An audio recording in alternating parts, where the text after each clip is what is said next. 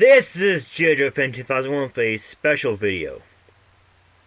Today is Tuesday, June 25th, 2019. It is also the 10-year anniversary of the death of the legendary pop icon Michael Jackson. So let me do a bit of reflection on him and some thoughts on a diary about him released earlier this year. For those who don't know, Michael Joseph Jackson was born on August 29, 1958 in Gary, Indiana. He is one of the Jackson 5, a music group that included him and his siblings. In 1972, his first album, Got to Be There, was released. Another breakthrough came for him 10 years later in 1982 with the release of Thriller. Jackson was such a huge deal in the 1980s and to an extent early 90s. On June 25, 2009, he was found unresponsive in his home in Holland Bay Hills, Los Angeles. He was taken to the Ronald Reagan UCLA Medical Center. He was later pronounced dead at 2:26 p.m. The world was stunned. The response to hearing about his death is arguably comparable to the death of Elvis in 1977. This year, in January 2019, a documentary called Leaving Neverland was released at the Sundance Film Festival. It was later released on Channel 4 in the UK and on HBO in the US. That March. The Channel 4 version is slightly shorter than the HBO version. The documentary concerns two men, Wade Robson and James Safechuck, and how they think that Michael Jackson sexually molested them as children at his private amusement park that is Neverland Ranch. It hosts a rating of 7.1 out of 10 on IMDb and 98% on Rotten Tomatoes. Response? It's mixed. Jackson and the tabloids. Well, let's just say that Jackson being accused of molesting children is not a new thing. It started in 1993, I think, when Dennis Evan Chandler accused Jackson of molesting his son Jordan at Neverland Ranch. Jackson denied it, and a poll released at the time said that 75% of Americans believe that Jackson was telling the truth. The damage was done anyways. His endorsement with Pepsi has been cancelled. And 12 years later, in 2005, he was put on trial, this time for being accused of molesting Gavin Arvizo. I hope I'm pronouncing that right. But he was found not guilty. A very predominant figure who's defending Leaving Neverland is Oprah Winfrey, a talk show host. She interviewed Robson and Safechuck, as well as director Dan Reed, on her talk show. The people who condemn this documentary are his family, obviously, his fans, and even his estate. His family is currently suing HBO for $1 million in damages. Some people are calling the documentary a cash grab. It is safe to say that the world is divided on Leaving Neverland. In the aftermath of Leaving Neverland, anything related to Michael Jackson is now being removed or questioned. Some radio stations have pulled Jackson's songs. Drake has removed a Michael Jackson song from his tour in the wake of the documentary.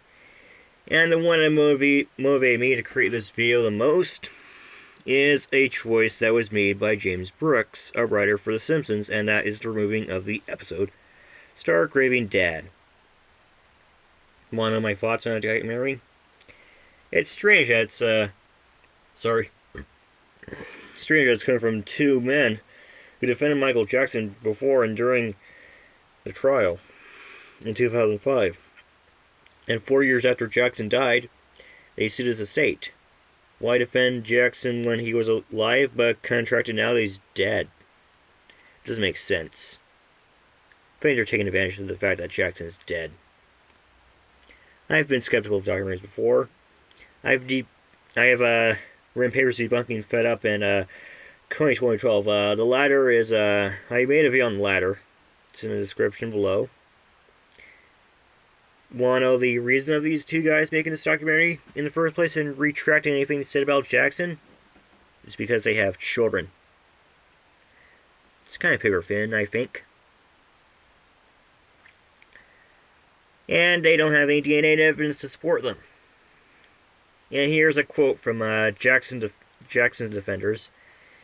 Before I go on, I just want to say that I have not seen Leaving Neverland, And to quote the defenders, facts don't lie, people do. Now, the main reason I'm making this in the first place is what James Brooks, one of the men who helped Matt Groening create The Simpsons, is doing.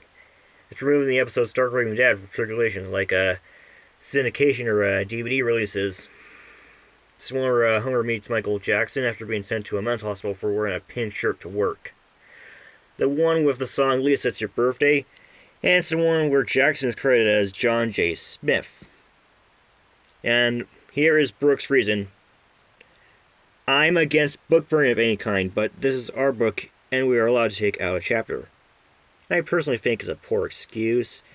You do realize that people can't finish a book without reading a chapter or a page removed, right? And since this episode has been blacklisted, people are now going to pirate it online. It will probably be treated like any other form of lost media. Secondly, why pull the episode now instead of 1993 when the allegations came to light? You could have pulled it in 2005 with the trial of Jackson. But nope, you had to do it because of some documentary. What are you going to do now? Remove the department or any references to it? Recall each season free DVD set? You claim that it's not censorship, even though it clearly is.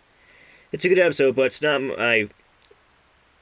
It's a good episode about identity and mental health, but it's not my favorite Simpsons episode, nor my favorite season 3 episode.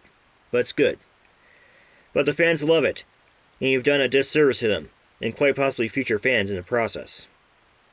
As a man who helped the show in a very big way, there's a time that The Simpsons responded to controversy as well, like the chalkboard gag in response to A Streetcar Named Marge. It's the one that reads, I will not defame New Orleans. But now, the writers of The Simpsons fail to do it well. Take the removal of Pooh last November. I covered that as well. It's also in the description below. I got that out of the way well. But in a conclusion, I don't think we should censor any of Jackson's work just because of some documentary that is obviously biased.